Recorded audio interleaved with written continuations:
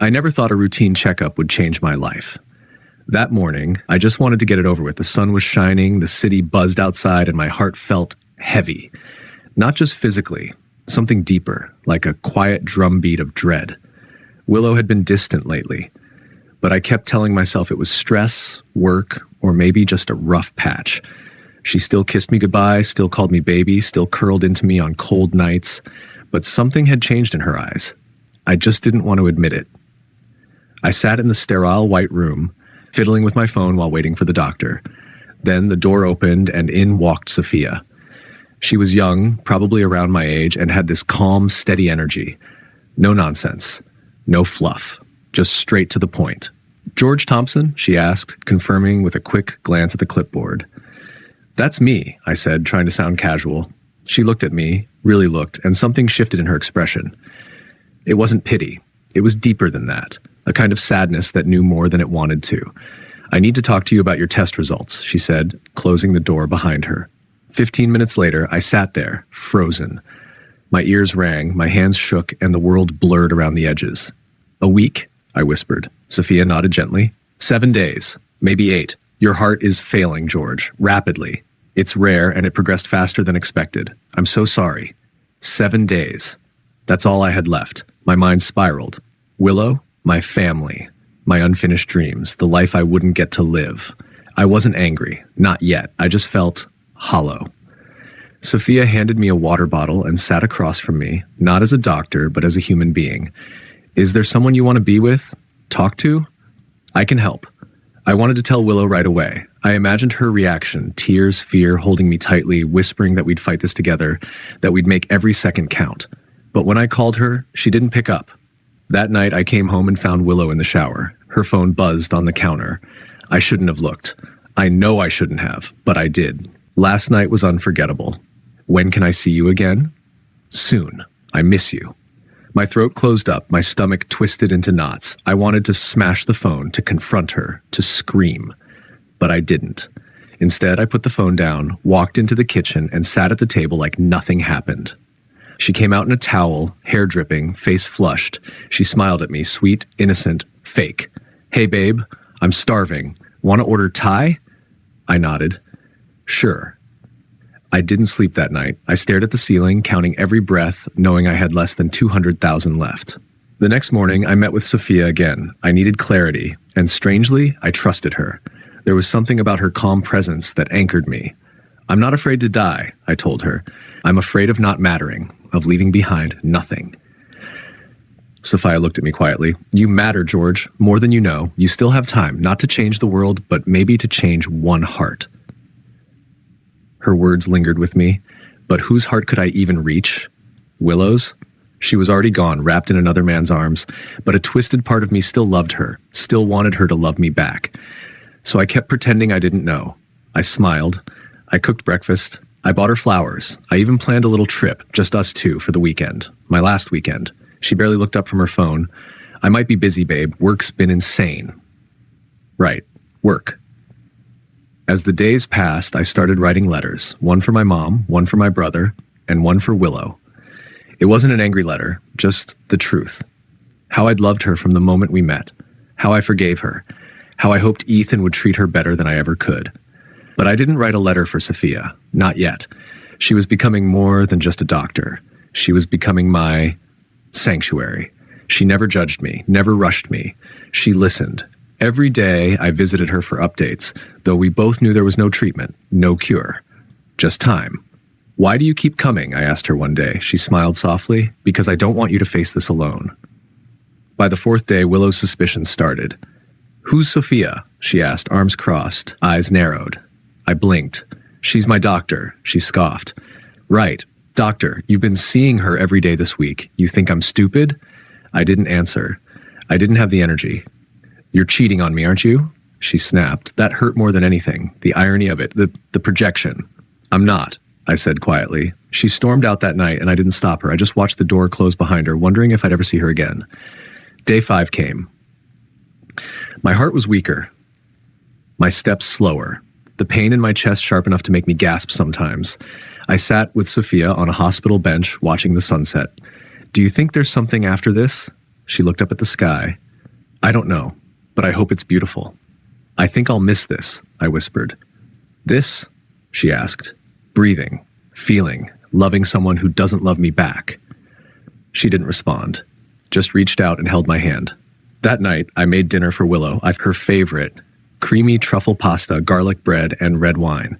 I lit candles, played our song. She didn't show up. At midnight, she texted, "Sorry, babe, caught up with Ethan. You know how it is. Love you." I stared at that message, the love you at the end, like a punch to the gut. My birthday was in 2 hours. And she forgot. Sophia was the only one who remembered. At 12:01 a.m., my phone buzzed. "Happy birthday, George. I hope today brings you peace." I cried for the first time that week. Quiet, broken sobs in the dark, holding my chest like it might fall apart. 6 days left. One birthday. No cake. No hugs. Just an empty apartment and a body slowly shutting down. I looked at myself in the mirror. Pale. Weak. Alone. "Happy birthday, George," I whispered. "I'll stop here for now, because tomorrow, that's when the end really begins." And strangely, I'm ready. The morning after my birthday, I woke up feeling like a ghost still occupying flesh, invisible in my own life, ignored by the person I loved most. And it wasn't even the pain in my chest that hurt the most. It was the ache in my heart, the silence in the house, the absence of Willow, who still hadn't come home. I wandered to the kitchen, saw the cold, untouched dinner from the night before, now shriveled and stiff, and tossed it into the trash, telling myself this wasn't how I wanted to remember my last birthday. But that lie barely held me together as I looked at the text she sent again. Caught up with Ethan. Those 4 words pounding in my skull like a taunt, a slap, a cruel joke from the woman who once cried in my arms and swore she'd never leave me. I dragged myself into the bathroom, washed my face, stared at the dark bags under my eyes, the thinning color of my skin, the fragile blood vessels in my cheeks that looked like they'd pop if I so much as sneezed, and I knew my time was slipping faster than expected. I could feel it now, not just emotionally, but physically, like each breath was an effort, like gravity was doubling its weight just to see if I'd break before the 7th day arrived. Still, I texted Sophia and thanked her for remembering, and within 10 minutes, she was outside my apartment with 2 coffees, a cupcake with 1 single candle, and a look that told me she already knew how badly the night had gone. She didn't ask about Willow, and I didn't offer anything. We just sat on the balcony with a blanket over our shoulders, sipping coffee and staring at the street below, while the sun slowly climbed over the buildings.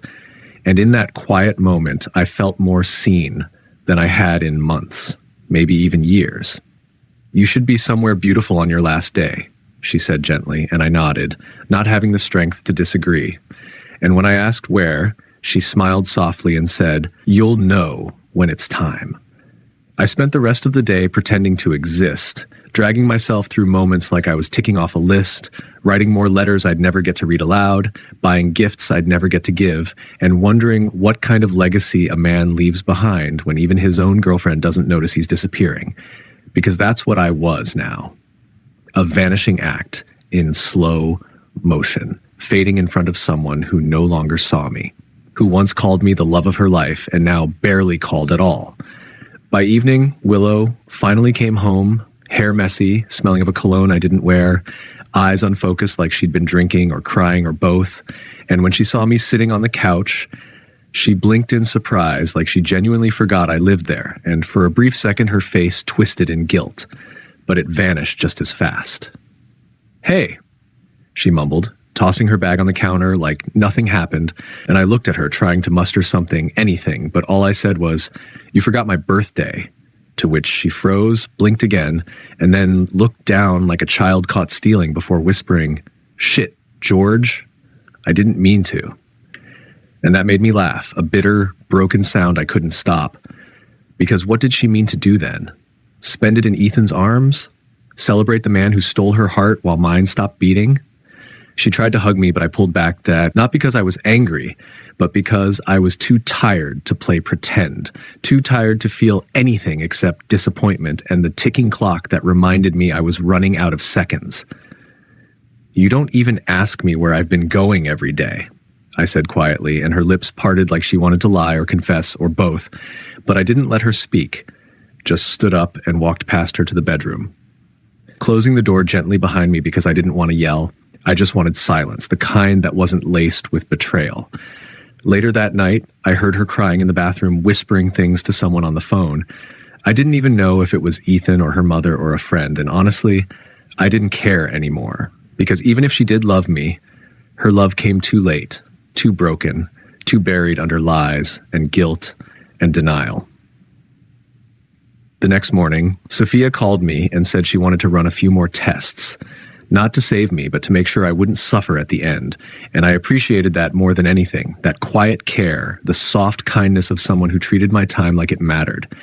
When I got to the hospital, she greeted me with a warm smile, a hand on my shoulder, and a small notebook with a leather cover. "Write it down," she said. "All of it. Your memories, your feelings, your goodbye." And so I did. I sat in that sterile room with the machines beeping quietly behind me and wrote about the first time I met Willow, the first time I held her hand, the first night we made love, the silly fights and the quiet nights and the promises whispered in dark rooms. Because even if she failed me now, we were real once, and I wanted to remember that.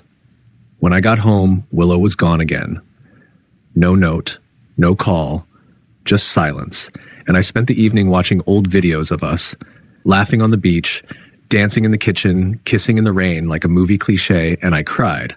Not because I missed her, but because I missed the version of her who loved me, the one I thought would be there at the end. That night, my chest hurt worse than ever, and for a terrifying moment, I thought that was it, that I'd die alone, in the dark, surrounded by ghosts of what used to be. But then my phone buzzed, and it was Sophia, checking in again, like she always did, and I told her the truth. "I don't think I'll make it to Sunday."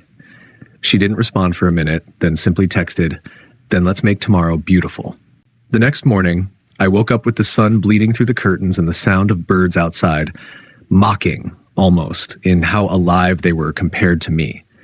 Everything ached now, not just physically, but spiritually, like my soul was too big for my body and was trying to climb out, but I pushed myself up, because today wasn't just another day. It could be my last full one, and I wasn't going to waste it waiting for someone to remember they loved me. Willow still wasn't home, and her phone was off, which had become routine now. Just like how I stopped asking questions, stopped trying to reach her, stopped pretending this wasn't all unraveling while I tried to hold on to strands of what once was. Sophia picked me up from my apartment just after 10 a.m., wearing this oversized beige coat and a scarf wrapped loosely around her neck, her eyes soft but unreadable as always, and she said, "I know a place." So I followed, because at this point, I would have followed her anywhere if it meant feeling seen, feeling human again. We drove out of the city, away from the gray buildings and honking horns, towards somewhere quieter, rolling hills, lakes, silence, where the wind carried the scent of wildflowers, and the sky felt impossibly big, and I realized I hadn't breathed air this clean in years. We parked near a small field with a view of the hills, and Sophia laid out a blanket, unpacked a basket of sandwiches and lemonade like we were on some romantic picnic, though we never named it that. We didn't need to. We just sat there, side by side, letting the wind brush against our faces, talking about nothing and everything. Movies we liked, books we never finished, fears we never spoke aloud. "I'm not afraid of dying," I said. "I'm afraid of being forgotten." And Sophia looked at me and said, "Then let's make sure you're remembered for how deeply you loved, not how quietly you left." And that sentence hit me like a pulse, because no one had ever framed my pain that way before. Not as weakness, but as legacy.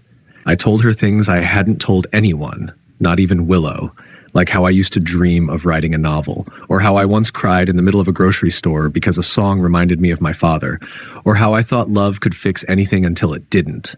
And she just listened, without flinching, without pity, just holding space for me like it was sacred, like I mattered.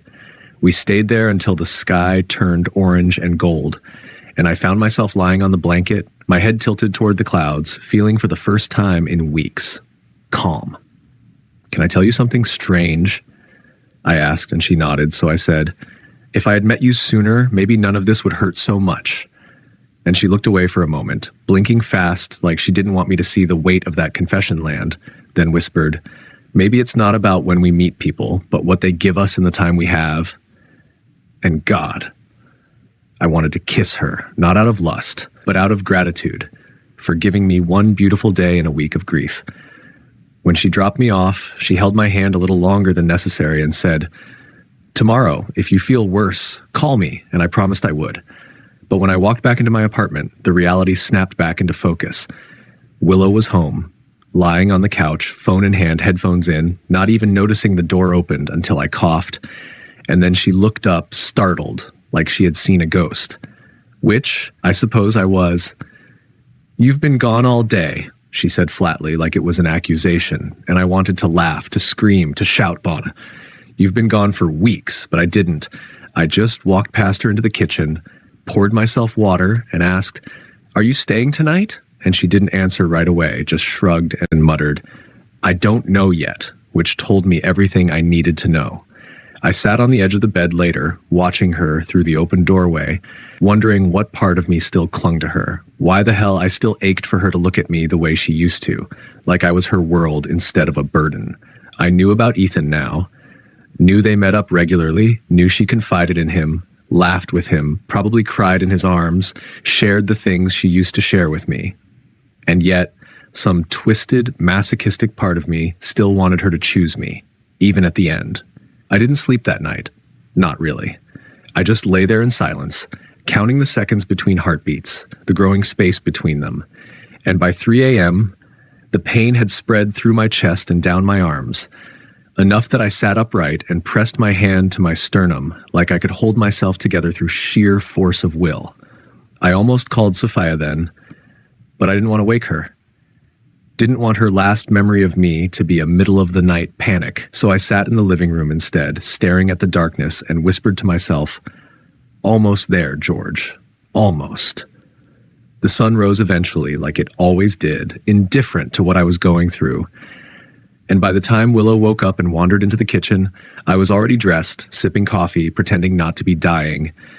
She mumbled morning and kissed my cheek like we weren't drowning in silence, and I just watched her, studied her.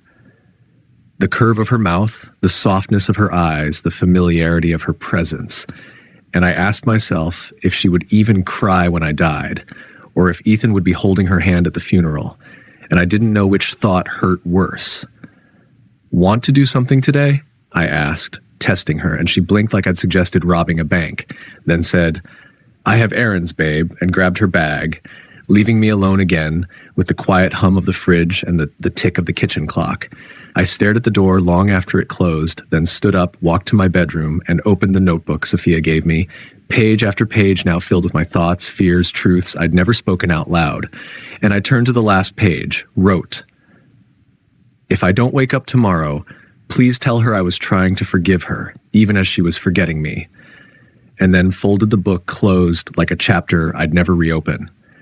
I texted Sophia around noon and said I wasn't feeling well, and she came over within an hour, her face pale when she saw me slouched on the couch, breath shallow, hands trembling. "It's happening faster," she whispered, and I nodded, too tired to even speak. She checked my vitals, made a few calls, then sat beside me, placing a hand gently on my shoulder as I leaned into her warmth like a child. "You're not alone, George. Not now. Not tomorrow," she promised. And something in me finally broke, the wall I'd been holding up all week, crumbling beneath the weight of her compassion. "Willow doesn't know," I whispered, and Sophia's voice caught as she asked, "Do you want her to?" And I said yes, but I don't think she cares enough to stay. And that was the first time I admitted it out loud, that maybe she had already said goodbye in all the ways that mattered. As evening fell, Sophia helped me to bed, pulling the blankets up gently, brushing my hair back like I was already fading, and I asked her to stay a little longer. So she did, sitting in the chair beside me, holding my hand until my eyes closed, and for the first time in days, I didn't dream of Willow. I dreamed of peace. The next morning felt different, not because the pain had gone. It hadn't. If anything, it was worse, but because something inside me had settled, like my body and soul had finally made peace with each other, understanding that the time had come. I sat up slowly, every muscle resisting, my breath short and shallow, and the first thing I noticed was that Sophia had stayed. She was curled up on the armchair, still in her coat, her head tilted back, strands of hair falling into her face, and I didn't want to wake her because there was something sacred about the way she slept, something human and warm and real in a world that had grown cold around me. I reached for my notebook and opened to a blank page, scribbled a few last thoughts. If love is measured by what you endure, then I must have loved you more than life itself, Willow. Then closed it and left it beside the lamp because I didn't want her to miss it when I was gone. Sophia stirred a few minutes later and saw me awake, immediately standing up and checking my pulse, her eyes scanning me like a nurse, but her hand on my cheek like a friend, maybe even more than a friend now. God, if only I'd had more time. You need to rest today, she said softly. Don't push anything. Don't go anywhere. And I nodded, though part of me already knew I couldn't stay here, not for the last day. Not where every room smelled like Willow's perfume and every shadow reminded me of a future we'd never get. Can you drive me somewhere? I asked, and Sophia didn't even hesitate, just helped me into warm clothes, wrapped a scarf around my neck, and guided me gently to the car like I was something fragile and precious, like someone worth caring for. We drove in silence for a while, back toward the place from before. The hills, the open sky, the quiet peace that wrapped around me like a farewell letter from the earth itself. And she laid the blanket out again, even though it was colder today, and I sat down slowly, breathing in the sharp air that cut into my lungs like a reminder that I was still, for now, alive. We talked a little, but mostly we just existed. Two souls suspended between moments, the space between us filled not with words but understanding. After an hour or so, I turned to her and asked the question I'd been holding in for days. Do you think people know when they're going to die? And she looked at me, really looked at me, and said, I think the heart always knows, even if the mind lies to keep it calm. And I felt that truth in my bones. I didn't tell her, but I knew it would be tonight. I could feel it, the way every breath came slower, like time itself was dragging me towards some invisible edge. We stayed there until sunset, and I asked her to take a photo, not of me, but of the sky, the colors spilling like spilled paint across the heavens, because I wanted to remember what beauty looked like on my last day, wanted something left behind that wasn't pain or regret or goodbye. On the way back, I asked her to drop me off a block away from the apartment. I didn't want Willow to see her, didn't want to deal with her questions or accusations or whatever defense she'd prepared in her head this time, and Sophia hesitated for a moment, then nodded, pulling the car to a gentle stop and looking at me like she wanted to say something. Stay with me, maybe, or don't go back there, or you deserve better. But instead, she just whispered, I'll keep my phone on. And I said, thank you for everything. Then closed the door and walked the rest of the way home like a man returning to the battlefield one last time. When I stepped inside, the lights were off, the living room empty, but I heard music coming from the bedroom. Loud, upbeat, wrong. And I followed it, heart pounding, until I saw her, Willow, standing in front of the mirror, dressed like she was going out, makeup flawless, hair perfect, swaying to some mindless pop song like Today Was Just Another Night, like I wasn't dying, like I hadn't spent the whole day preparing to say goodbye to a life she'd already abandoned. Where are you going? I asked. And she jumped, startled, then turned to me with a forced smile and said, out with friends, just for a bit. And I stared at her, trying to understand how we got here. How the woman who once cried when I got a fever now didn't notice that I could barely stand. You know what day it is? I asked quietly, and she blinked, lips parting slightly before she looked away, then muttered, Saturday?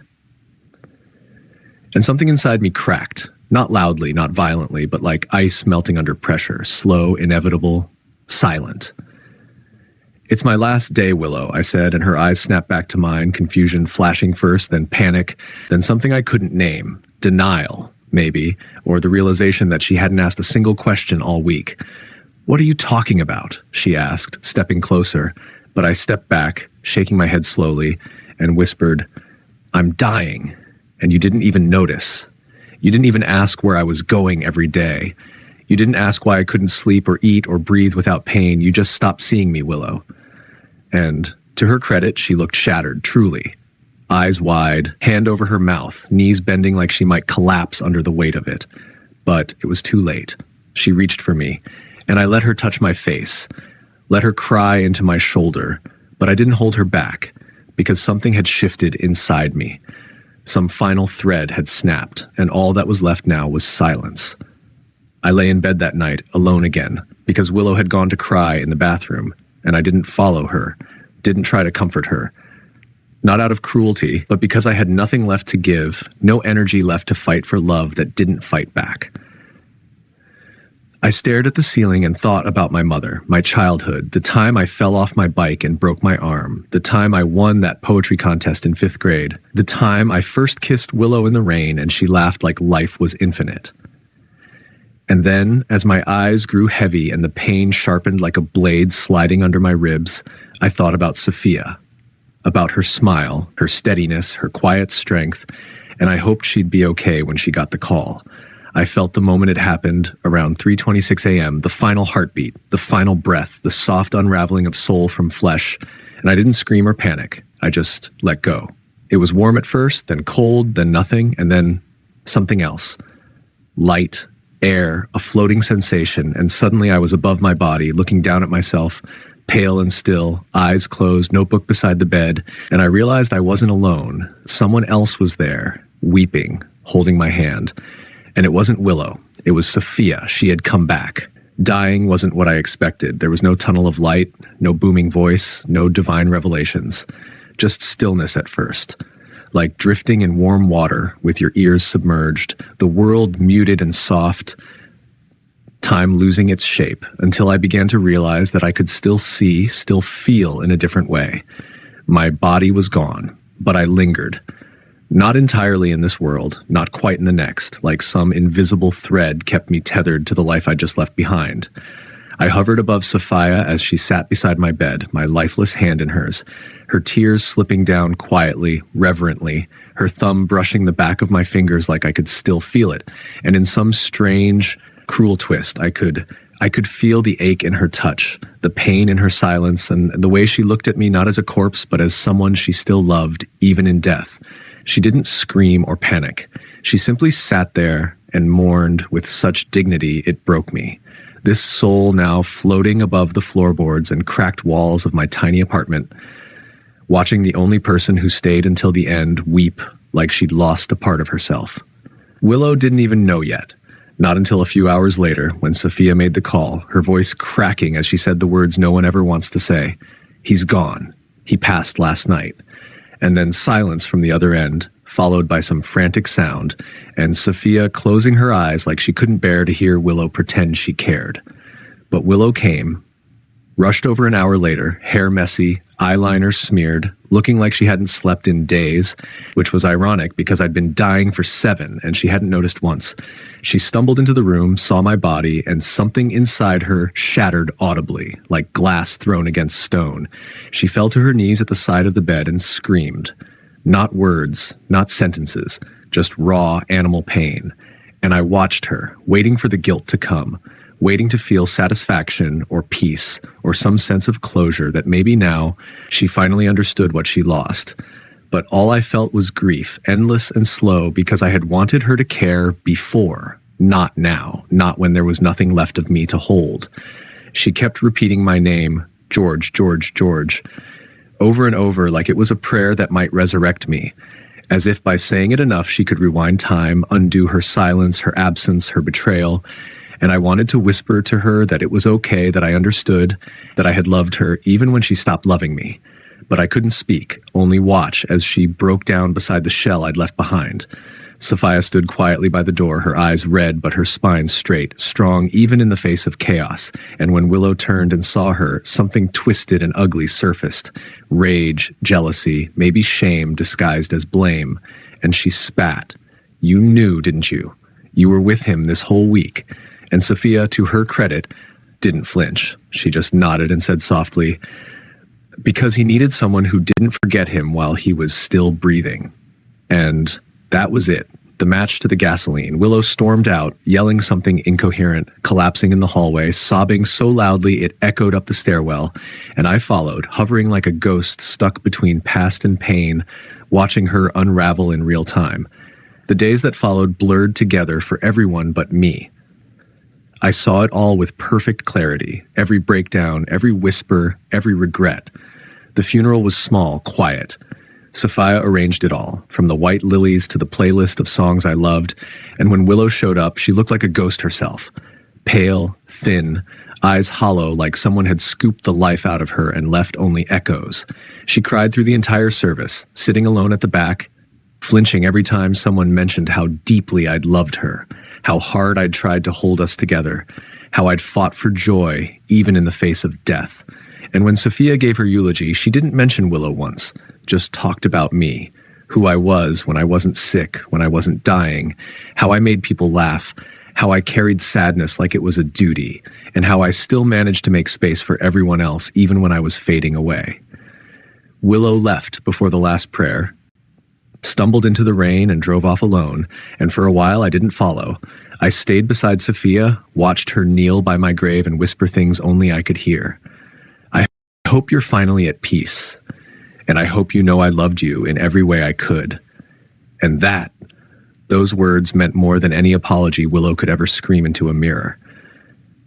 But eventually, curiosity pulled me back toward Willow, toward the apartment that now felt more like a graveyard than a home. And what I saw was worse than I imagined. She had fallen apart completely. The strong, confident, cruelly detached version of her now replaced by a shell of a woman who couldn't sleep without pills, who replayed our old voicemails just to hear my voice, who cried over the mug I used for coffee and stared at photos of us like they were ancient relics from another universe. She stopped seeing Ethan, blocked his number, deleted his messages, screamed at him when he showed up at her door trying to comfort her, saying things like, "Why didn't you stop me? Why didn't you tell me I was throwing everything away?" And all he could say was, "You didn't want to listen," which was true. And for once, she didn't argue. Every day, I watched her try to fix the unfixable. She wrote letters to me, pages and pages of apologies, some of them soaked in tears, some scribbled in rage, some just blank because she couldn't find the words. And she left them on the windowsill, hoping maybe the wind would carry them to wherever I was. One night, she lit a candle and whispered, "I still love you." And I wanted so badly to believe her, to reach out and hold her face in my hands and say, "I know," but I couldn't. I could only watch as she cried herself to sleep, whispering my name into the sheets like they still smelled like me. Weeks passed, then months, and still she unraveled. She stopped going out, stopped taking care of herself, stopped answering calls from friends who'd long grown tired of her guilt-fueled spiral, and she kept saying the same thing over and over, like a mantra. He needed me, and I wasn't there. He needed me, and I chose someone else. He needed me, and I forgot him on his last birthday. That one cut the deepest. Because yes, she had, and no apology could fix that. Not even the thousands of whispered "I'm sorry's" she offered into the emptiness of our apartment. Eventually, she visited my grave for the first time alone. No Sophia, no audience, just her and the stone. And she knelt there like she was confessing to God, sobbing as she begged for forgiveness, clutching the cold granite with white-knuckled desperation, saying things like, "I was scared. I didn't want to see you die. I thought if I ignored it, it wouldn't be real. And I loved you so much it terrified me." And part of me believed her. I did, because I remembered the way she used to hold me when I had nightmares, the way she used to dance in the kitchen just to make me laugh, the way she once looked at me like I was her whole world. But the other part, the part that had watched her walk away again and again while I wasted away, couldn't forget. Couldn't let go of how she chose distraction over devotion, comfort over commitment, Ethan over honesty. I lingered a while longer after that, hovering through the days, watching her try to live without me, trying to convince myself she deserved peace. But the truth is, some griefs are meant to burn, not to heal, and hers was one of them. I visited Sophia too, often. She was doing better, still sad, still quiet, but living. She joined a hospice support group, started volunteering at the hospital, and once I heard her tell someone, he reminded me that time is precious, that every day is a gift, even the ones that hurt. And I knew then that she would carry my memory, not like a weight, but like a compass, pointing her towards something good. And that was when I felt it. A shift, a loosening, like the thread holding me here was finally fraying, like the earth no longer needed my ghost, like the story had been told. I stood in my old bedroom one last time, watching Willow sleep on the edge of the bed we used to share, her face pale, tear-streaked, turned toward my empty pillow, and I whispered, though she couldn't hear it, "I forgave you long before I died. I just wish you hadn't waited until I was gone to remember how to love me." And then, finally, I turned away, following the light that had always been waiting, heart-heavy, soul-light, knowing I had been loved, forgotten, betrayed, remembered, mourned, and now released. The moment had come when I finally felt the pull to leave completely, to cross over into whatever lay beyond this world, no longer tethered by the regrets or the love or the pain, but free to move beyond the fading memories and whispered apologies. Yet, even as I prepared to depart, there was one last scene I had to witness. One final act of this tragic play I'd been unwillingly cast in, and so I lingered, invisible, silent, like a shadow no one could grasp, watching Willow's descent into madness deepen with every breath she took, every thought she tortured herself with. The days turned into restless nights where she screamed into pillows soaked with tears, where she clawed at walls and windows, begging the universe to rewind, to undo the cruelty of forgetting me when I needed her most. She tore apart our shared life, ripping through photographs, letters, even the clothes I'd worn in my last days, as if by destroying every piece of our past, she could erase the unbearable truth that she had been absent, that she had chosen denial over devotion, Ethan over enduring love. And yet, through the chaos of her grief, through the violent heartbreak that shattered her into unrecognizable fragments, I felt something strange. Maybe forgiveness, maybe understanding, maybe just the quiet knowledge that love, even broken, still clings to the soul like a last breath. One evening, I drifted close as she sat on the floor of our empty living room, candlelight, flickering shadows on her hollow cheeks, her hands trembling as she held a necklace I had given her long ago, a simple silver chain with a small heart-shaped pendant, the one she'd worn every day until the day I was diagnosed. She whispered my name like it was a prayer and something more, a plea, a confession, a goodbye, her voice breaking like fragile glass as she told me she was sorry. Not just for what she had done, but for who she had become, for the selfishness that blinded her to my pain, for the silence that killed me softly from afar. I wanted to reach through the veil of death, to touch her face, to tell her that I was still here, watching, loving, even in this strange new existence. But the laws of the living and the dead kept us apart, and so I could only stay and listen, aching with a love that transcended flesh and bone. In the weeks that followed, Willow's mind slipped further. Her sleep was haunted by nightmares, where I appeared not as the man she once loved, but as a shadowy figure, accusing her silently, her waking hours a tangled mess of memories and hallucinations, tears and laughter, sorrow and madness intertwined. She wandered our old haunts, whispering my name into empty streets, begging for a sign, a miracle, a moment that would bring me back. She even spoke to strangers about me, strangers who saw only a broken woman lost to grief, a woman whose heart was shattered beyond repair. And I watched all this with a tenderness and a sorrow that no words could capture, realizing that her punishment was not the absence of my love, but the unbearable weight of living without it, the cruel irony of loving someone so fiercely that losing them breaks every part of you.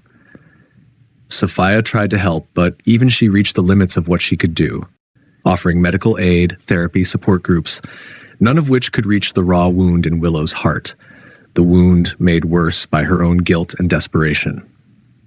One day, Willow came to the cemetery alone, barefoot and pale, clutching a bouquet of wildflowers, the ones I had always loved for their simple beauty. She knelt by my grave, rain beginning to fall gently, and spoke as if I could hear every word. "I'm so sorry, George. I was scared, I was selfish, and I didn't know how to be brave enough to stay with you through the worst, but I love you. I've always loved you, even when I tried to forget it." Her voice cracked on the last word, tears mixing with the rain, and I felt a fierce ache inside me, a mixture of grief and compassion and a strange, bittersweet peace.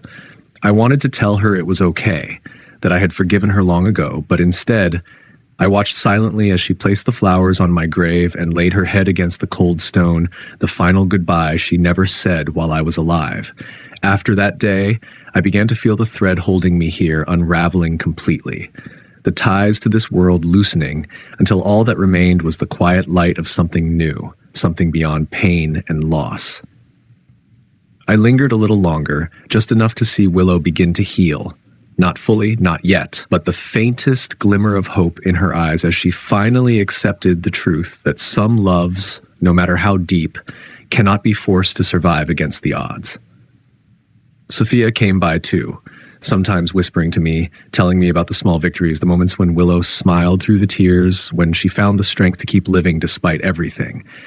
And in that fragile balance between presence and absence, I felt my soul lift, free at last, knowing that even though my story ended in heartbreak and betrayal, it also carried a message about the complexity of love, how it can hurt, how it can heal, how it can bind us across life and death.